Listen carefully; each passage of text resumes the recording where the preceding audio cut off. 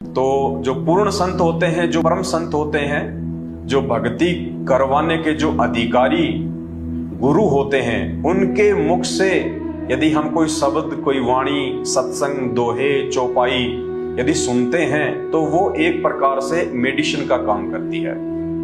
जैसे नॉर्मली कोई बीमार हो जाता है, डॉक्टर उसको मेडिसिन देता है, वो मुख से लेता है, और जब मुंह से वो मेडिसिन लेता है, मेडिसिन अंदर जाती है तो उसको लाभ देती है। इसी प्रकार आध्यात्मिक जीवन में जो मेडिसिन होती है वो संतों की वाणियां होती है, संतों के द्वारा दिए गए मंत्र होते हैं, आरतियां होती हैं, और ये वाणियां, ये मंत्र, ये सत्संग, ये हमारे कानों के माध्यम से हमारे बॉडी के अंदर जो है ये प्रवेश करते हैं, और ये वो काम करते हैं जो काम यहाँ की मेडिकल साइंस की मेडिसिन नहीं कर सकती है। और यही कारण है कि सन 1994 से लेके आज वर्तमान समय तक संत रामपाल जी भगवान के आशीर्वाद मात्र से 1 रुपए के टेबलेट भी उन्होंने अपने भक्तों को खाने का आदेश नहीं दिया, ना कोई सलाह दी। मात्र उनके आशीर्वाद से, उनके द्वारा बताई गई सत भक्ति से लाखों की संख्या में कैंसर के रोगी स्वस्थ हुए हैं। जिन रोगियों को डॉक्टरों ने बिल्कुल मना कर दिया था कि यह आपकी लास्ट स्टेज है और 2 या 4 महीने से ज्यादा आपका जीवन शेष नहीं है, आपको शरीर त्यागना ही पड़ेगा। पीजीआई के डॉक्टर, एम्स के डॉक्टर, बड़े बड़े डॉक्टरों ने हार के, और वो मरीज जब संत रामपाल जी की शरण में आए, कोई ज्ञान समझकर या किसी रिश्तेदार के कहने से, क्योंकि जब व्यक्ति के अपने प्राणों पे कोई बात आती है ना, तब उस व्यक्ति को जहां भी ले जाओगे वहीं जाने को वो तैयार हो जाएगा, और वैसे वो बकवाद करेगा कि क्या होता है झाड़ झपड़ा, क्या होते हैं साधु संत महात्मा, कोई बाबा जी नहीं होते, कोई जंतर मंत्र नहीं होते,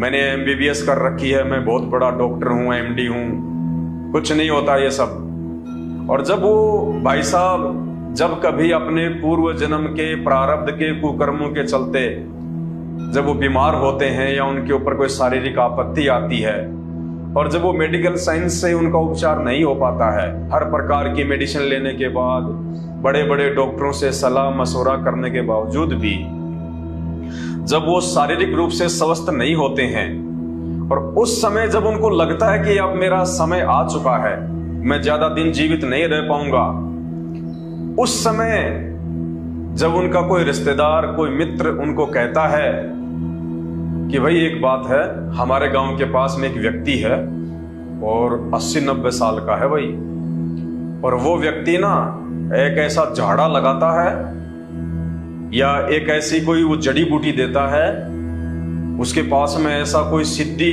मंत्र है, तुरंत ठीक कर देता है वो। हाँ, सिर्फ 2 बार ही जाने की आवश्यकता उसके पास में, तीसरी बार में तो आपको जाना नहीं पड़ेगा।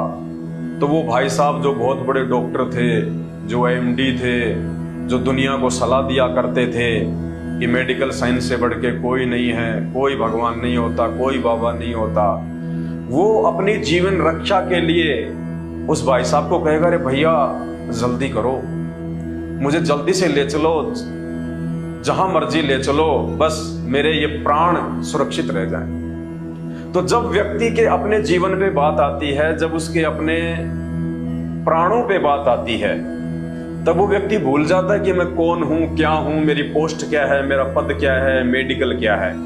तब उसको केवल एक ही चीज दिखाई देती है कि जैसे तैसे करके मेरे जीवन रक्षा हो जाए। तो संत रामपाल जी ने लाखों ऐसे व्यक्तियों को मात्र अपने आशीर्वाद से, क्योंकि ये पूर्ण पुरुष हैं, असल में आदि पुरुष, दुनिया को अभी आदि पुरुष की परिभाषा का भी पता नहीं है कि आदि पुरुष क्या होता है।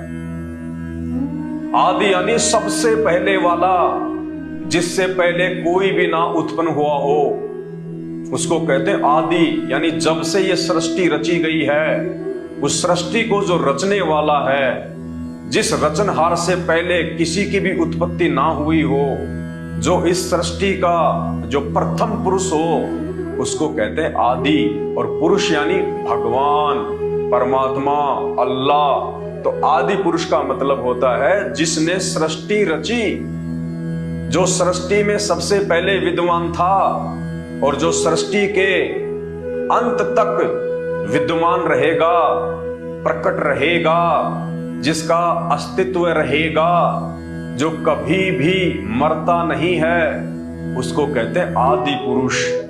तो वो आदि पुरुष कबीर साहिब हैं। वेद जिनकी महिमा गाते हैं, स्पष्ट रूप से वेदों में, ऋग्वेद में अनेकों जगह उनका नाम लिखा गया है, उनकी महिमा लिखी गई है। वे आदि पुरुष कबीर देव, कबीर साहिब, जो चारों युगों में भिन्न भिन्न रूप धारण करके हम जीव आत्माओं के आत्म कल्याण के लिए प्रकट होते रहते हैं, वो आदि पुरुष, वो कबीर देव सतयुग में शत सुकृत ऋषि के नाम से प्रकट हुए थे और उन्होंने मनु को बहुत समझाया था कि मनु, तुझे तेरे पिता ब्रह्मा जी से जो वेदों का ज्ञान प्राप्त है, ये ज्ञान आधा अधूरा है। तेरे पिता ब्रह्मा जी को वेदों का संपूर्ण ज्ञान नहीं है। ब्रह्मा जी ने वेदों की उत्पत्ति नहीं की है। ब्रह्मा जी को तो दुर्गा जी के द्वारा समुद्र मंथन से वेद दिए गए थे। ब्रह्मा जी ने तो केवल उन वेदों की स्टडी की है, उनको पढ़ा है। और ब्रह्मा जी भी उन वेदों को नहीं समझ पाए, क्योंकि इस भक्ति मार्ग का एक रूल है, एक विधान है कि गुरु बिन वेद पढ़े जो प्राणी और समझे न सार रहे अज्ञानी।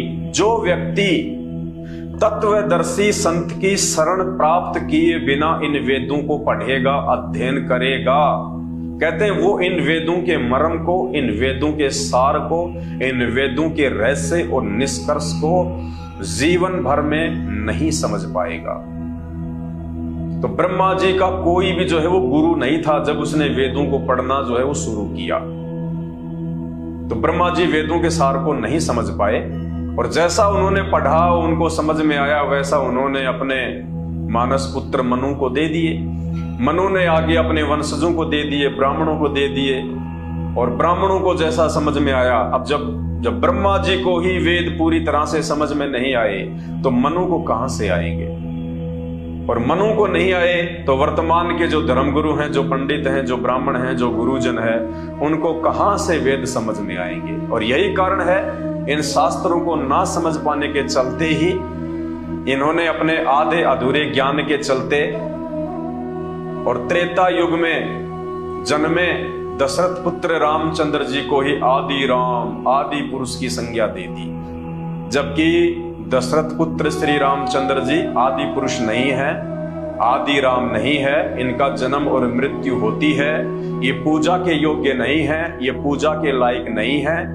ये इनके जीवन चरित्र से पता चलेगा, ये वेदों से पता चलेगा, ये गीता जी से पता चलेगा और ये उनकी लीलाओं से पता चलेगा कि दशरथ पुत्र श्री रामचंद्र कहां तक सर्वशक्तिमान है, कहां तक उनकी योग्यता है, कहां तक वो पूजा के योग्य हैं और कहां तक वो जो है वो समर्थ हैं। तो संत रामपाल जी ने अपने आध्यात्मिक ज्ञान से, अपने आशीर्वाद से, अपने सत भक्ति मंत्रों से लाखों लोगों का कैंसर जैसा ला इलाज और असाध्य रोग चुटकियों में ठीक किया है। चुटकियों में आज वो लोग जो मरणासन स्थिति में थे, जिनको डॉक्टरों ने मना कर दिया था कि धरती पे तुम्हारा कहीं कोई इलाज अब संभव नहीं है, केवल मृत्यु ही शेष है, आज वो व्यक्ति 8-8 घंटे खेतों में हार्ड वर्क करते हैं। हार्ड वर्क, कोई कह नहीं सकता कि इस व्यक्ति को जीवन में कभी कैंसर था।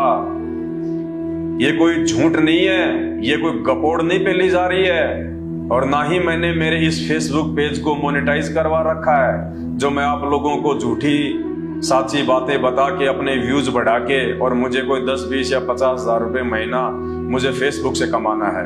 नहीं, मैं जिंदगी में कभी अपने पेज को मोनेटाइज नहीं कराऊंगा और ना ही मुझे फेसबुक और यूट्यूब की हराम की कमाई चाहिए, क्योंकि मैं यूट्यूब और फेसबुक के लिए वीडियो नहीं बनाता।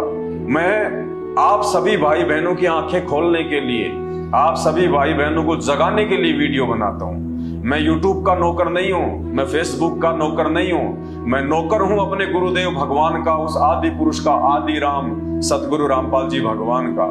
और उनके आशीर्वाद से, उनकी सत प्रेरणा से आप सभी भाई बहनों को, जो आप जी भक्ति मार्ग में भूले पड़े हैं, जो भक्ति मार्ग का आधा अधूरा ज्ञान लेके आप जी डमी गॉड को पूज रहे हैं, आधे अधूरे भगवानों को पूज रहे हैं, और इन भगवानों को पूजने के चलते जिनको पूजने का विधान ना ही तो गीता जी में है, ना ही वेदों में है, ना ही जो है वो पुराणों में है, और इन आधे अधूरे भगवानों को पूजने के चलते अंत में आपकी जो दुर्गति होने वाली है, लग 84 योनियों में जाके महादुख जो आप भोगने वाले हैं, उसके बाद में गधे कुत्ते सूअर, कभी नरक में, कभी कहाँ, कभी भूत योनि, कभी प्रेत योनि, फिर पीछे से घर वाले तुम्हारे श्राद्ध निकालेंगे, उनकी दुर्गतियां।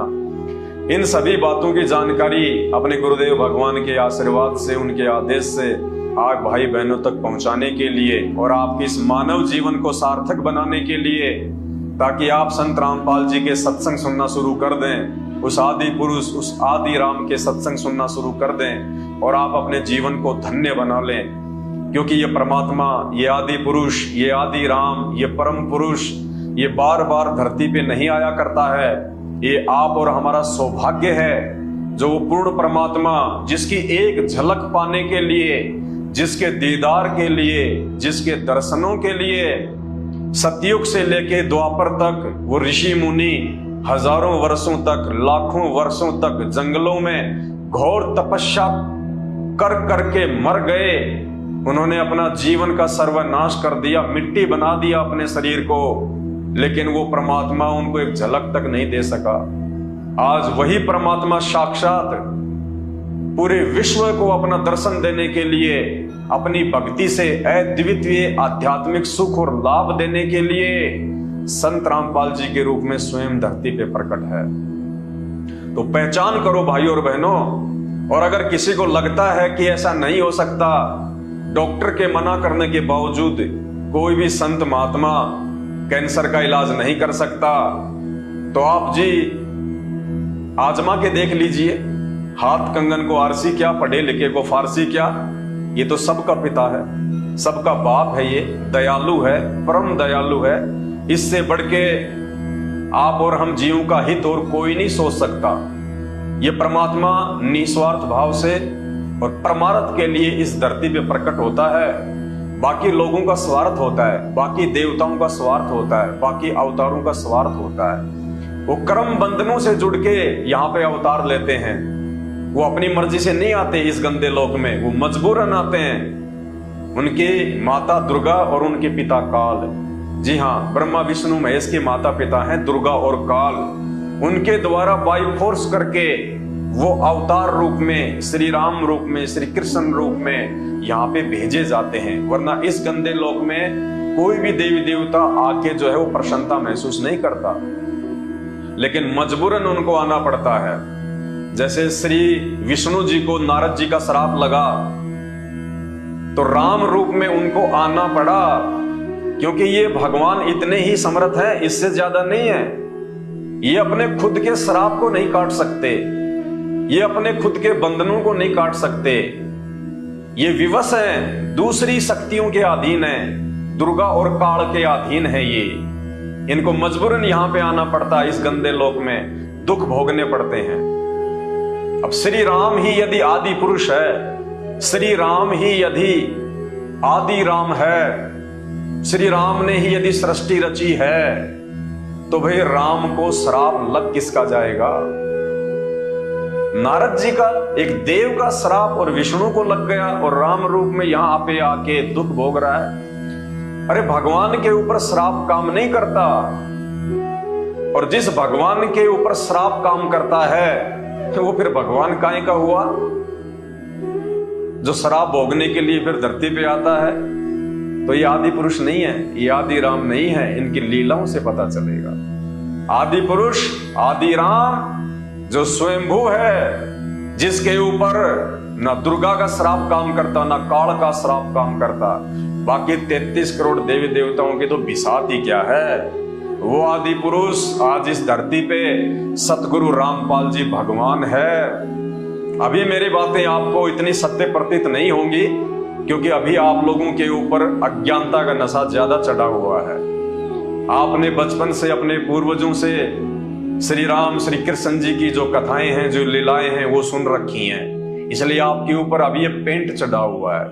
और जब इस संत रामपाल जी के सत आध्यात्मिक ज्ञान का रैग मार्ग लगेगा बार बार बार बार, जब आप उनके सत्संग सुनेंगे, आप उनके प्रवचन सुनेंगे, तो ये जो पेंट आपको जो चढ़ा हुआ है ब्रह्मा विष्णु महेश के अज्ञान का, हमारे नकली धर्म गुरुओं के द्वारा जो अज्ञान आपके अंदर ठोक दिया गया है, जब ये संत रामपाल जी के तत्व ज्ञान का रैग मार्ग लगेगा बार बार बार बार, जब आप उनके सत्संग सुनेंगे और विशेष तौर पे उनके द्वारा बताई गई सृष्टि रचना को सुनेंगे, तो वो पेंट ऑटोमेटिक उतरने लगेगा।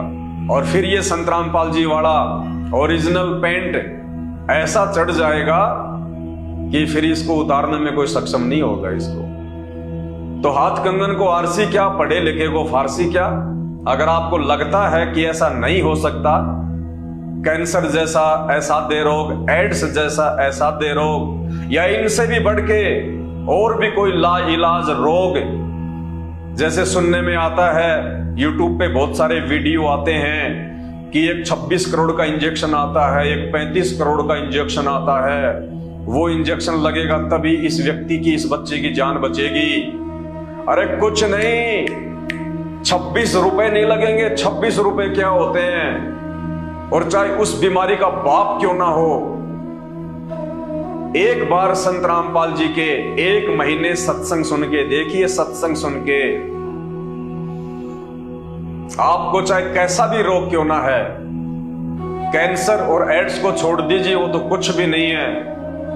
अगर उससे भी बढ़ के कोई रोग आपको है, और यदि आप हर प्रकार से डॉक्टरों से दुखी हो चुके हैं, परेशान हो चुके हैं, धर्म गुरुओं के पास जाके भी दान धर्म कर करके भी, उनके पैरों में नाक रगड़ रगड़ के भी यदि आप दुखी हो चुके हैं, ये पवनदास अपने गुरुदेव भगवान पे विश्वास करके दावे के साथ कहता, दावे के साथ, क्योंकि धरती पे आदि राम प्रकट है, आदि राम परम पुरुष। अगर ऐसा कोई व्यक्ति है और यदि वीडियो देख रहा है, तो निष्पक्ष होके भूल जाना कि मैं हिंदू हूं, मैं मुसलमान हूं, मैं जैनी हूं, मैं सिख हूं, मैं ईसाई हूं, मैं ब्राह्मण हूं, मैं ठाकुर हूं, मैं राजपूत हूं, मैं यादव हूं। ये जाति, ये धर्म, ये अभिमान, ये मान बढ़ाई, इन सब को भुला के और अपने आप को एक मरीज समझ के कि देख तेरी औकात कुछ नहीं है। तू चाहे बहुत बड़ा डॉक्टर है, तू चाहे बहुत बड़ा धर्मगुरु है, या तू चाहे ब्राह्मण है, तू चाहे पंडित है, तू चाहे पैसे वाला है, देख आज तेरी क्या हालत है। खटिया पे पड़ा, खटिया पे, घर वाले भी तेरे से दुखी हैं, रिश्तेदार भी नफरत करते हैं जब मेरे पास में बैठते हैं, और जब ये बदबू आती है, जब ये दुर्गंध आती है कैंसर की। तो इन सब बातों को सोच के विचार करके कि देख तेरी कोई औकात नहीं है, तू था बहुत बड़ा अधिकारी, तू था बहुत बड़े पैसे वाला, तू था बहुत बड़ा धर्म गुरु, तेरे पास में रोजाना सैकड़ों व्यक्ति आते थे, तू बहुत बड़ा मंत्री था, नेता था, और आज देख क्या दुर्गति हो रही है। खाट में पड़ा है, इलाज को तरस रहा है, मौत को तरस रहा है। अपने आप को मिट्टी समझ के निष्पक्ष भाव से मात्र 1 महीना पहले संत रामपाल जी के सत्संग सुनिए। यूट्यूब पे या साधना टीवी चैनल पे रोजाना रात्रि 7:30 बजे से 8:30 बजे तक उनका सत्संग आता है। पहले 1 महीना उनके सत्संग सुनिए, आपका 50% रोग उनकी शरण में जाने से पहले, उनसे नाम उपदेश लेने से पहले, उनसे वो शत भक्ति मंत्र लेने से पहले, जिन मंत्रों के अलावा धरती पे किसी धर्मगुरु के पास में कोई मंत्र नहीं है, वो 1 महीने सत्संग सुनने मात्र से आपका 50% रोग छू मंत्र हो जाएगा। छू मंत्र। और जो हजारों की दवाइयां आप रोज खाते थे, लाखों की दवाइयां महीने में खाते थे, वो दवाइयां आपको कचरे में डालने का जी करेगा कि डस्टबिन में डाल दो इनको। जो फायदा पिछले 8 वर्षों से 10 वर्षों से इन दवाइयों से नहीं हो रहा था, वो फायदा मात्र संत रामपाल जी के 1 महीने सत्संग सुनने से मुझे हो रहा है। आप खुद ब खुद डस्टबिन में डाल दोगे उन दवाइयों को। भाई और बहनों, अभी तक हमारे को केवल इन अज्ञानी धर्म गुरुओं ने, इन शास्त्रों से अनभिज्ञ, अनजान, नादान धर्म गुरुओं ने अपने धार्मिक धंधे के लिए आप और हम सभी भोली आत्माओं को, चाहे वो किसी भी धर्म में क्यों ना हो, सच्चाई से दूर रखा है, कोसों दूर। आज संत रामपाल जी ने आके हमारी आंखें खोली हैं इन शास्त्रों को दिखा के कि भक्ति क्या है और भगवान क्या है। तो चाहे आपको एड्स हो, चाहे कैंसर हो, चाहे कोई भी ला इलाज बीमारी क्यों ना हो, आप मात्र 1 महीने परम संत सदगुरु रामपाल जी भगवान के सत्संग सुनिए। उनके मुख कमल से निकले गए वचन, वो प्रवचन, वो शब्द अपने कान के माध्यम से अपने शरीर में जाने दीजिए। जो काम मुंह के माध्यम से, मुख के माध्यम से लाखों रुपए की दवाइयों ने नहीं किया और ना कर पाएंगी, वो काम संत रामपाल जी के सत्संग करेंगे, उनके प्रवचन करेंगे। और उसके बाद में खुद ब खुद आपकी नीयत बन जाएगी, खुद ब खुद आप रह नहीं पाओगे।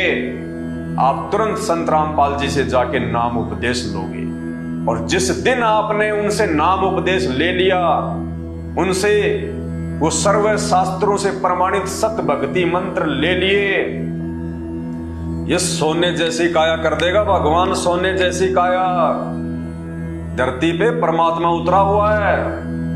अभी तक हमने केवल आधे अधूरे देवताओं को भगवान मान के पूजा है, डमी गॉड को, ब्रह्मा विष्णु महेश जी को, श्री राम को, श्री कृष्ण जी को, इंद्र को, 33 करोड़ देवी देवताओं को। ये तो काल के अधीन है, ये तो शैतान के पुत्र हैं, शैतान के पुत्र।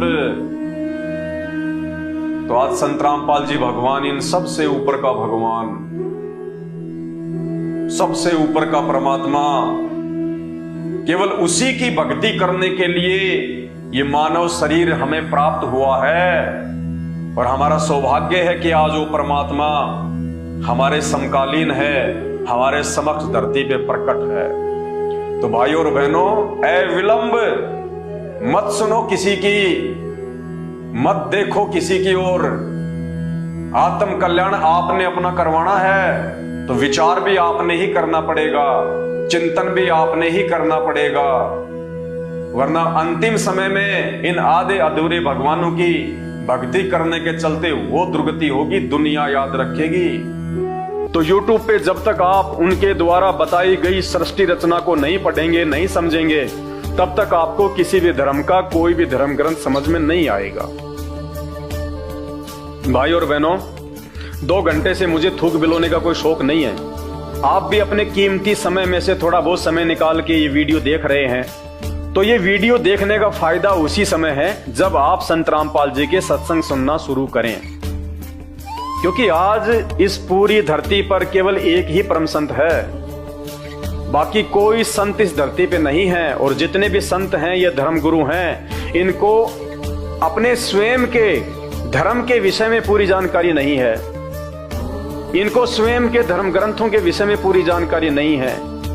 हिंदू धर्म गुरुओं को गीता जी और वेदों के विषय में पूरी और सच्ची जानकारी नहीं है। मुल्ला और मौलवियों को मुसलमान धर्म के विषय में, कुरान शरीफ के विषय में, तौरेत, जबूर और इंजिल के विषय में पूरी जानकारी नहीं है। जितने भी पादरी और पास्टर हैं, इनको बाइबल के विषय में पूरी जानकारी नहीं है। सिखों को गुरु ग्रंथ साहिब के विषय में जानकारी नहीं है, ना ही बौद्ध और जैन समाज को अपने अपने धर्म ग्रंथों की जानकारी है। ये सारी जानकारी संत रामपाल जी ने सभी धर्म के मानने वालों को दी है। आपने उनके सत्संग सुनने पड़ेंगे और सत्संग सुन के आप विचार कीजिए कि आपको मानव जन्म क्यों मिला है। परमेश्वर कहते हैं, मानव जन्म पाए के जो नहीं रटे हरि नाम, और जैसे कुआं जल बिना फिर बनवाया क्या काम। ये 84 लाख योनियों से भिन्न एक मानव शरीर हमारी को केवल और केवल भक्ति के लिए मिलता है। अन्य योनियों में जाके महादुख भोगने से बचने के लिए मिलता है। और यह केवल उसी समय संभव है जब हम एक परमेश्वर की भक्ति करें। और एक परमेश्वर की जानकारी वर्तमान में पूरी पृथ्वी पे यदि किसी धर्मगुरु के पास में है तो केवल परम पूज्य सतगुरु रामपाल जी भगवान के पास में है। और जब तक आप उनके सत्संग नहीं सुनेंगे, आप उनके विचारों से परिचित नहीं होंगे, तब तक ऐसे ही आप अपना ये अनमोल मानव जन्म बर्बाद करते रहेंगे।